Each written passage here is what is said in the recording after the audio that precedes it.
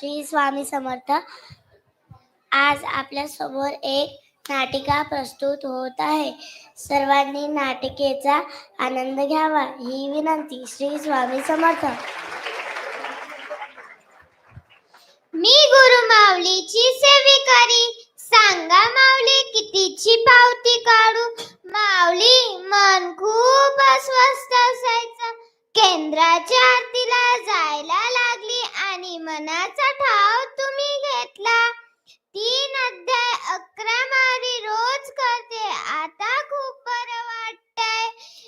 मनसुखच्या तज्ञाकडे गेली असती तर नक्की 4 ते 5 हजाराचं बिल आलं असतं.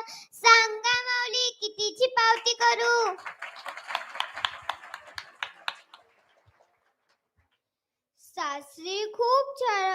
सासरी खूप छळवायचा. नवरा रोज मारहाण करायचा. सासू सासरे जाच करायचे. आयुष्य संपून टाकावंसं वाटायचं. केंद्रात सेवा घेतली त्यापासून आता सर्व काही आलबेल आहे. सांगा माऊली कितीची पावती करू.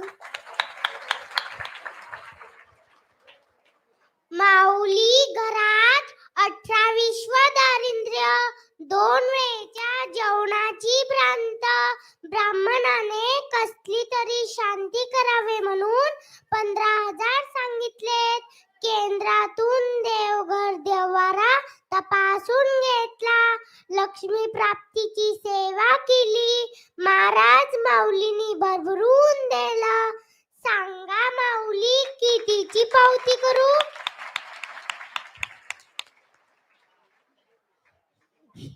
माऊली व्यसनाचा खूप अधीन होतो. दारू पिऊन बायको मुलांना मारहाण करायचो.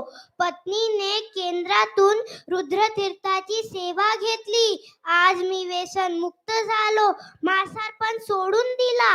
अगर व्यसन मुक्ती केंद्रात गेलो असतो तर 25,000 नक्कीच लागले असते. या राक्षसाला तुम्ही एक माणसात आणलं. सांगा माऊली कितीची पावती करू.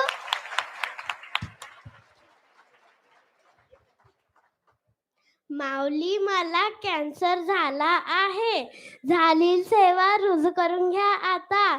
महाभारतातल्या कौरवाप्रमाणे अफाट सैन्यासह यम माझ्या समोर होता. आपण कृष्ण बनून माझ्या रथाचे सारथ्य केलं. मृत्यूच्या दारातून मला परत आणलं.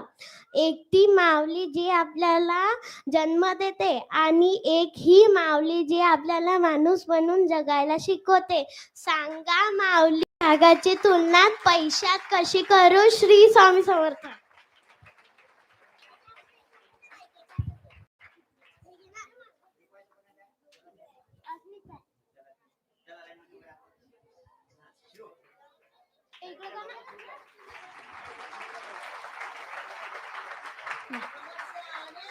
समस्या अनेक उपाय एक.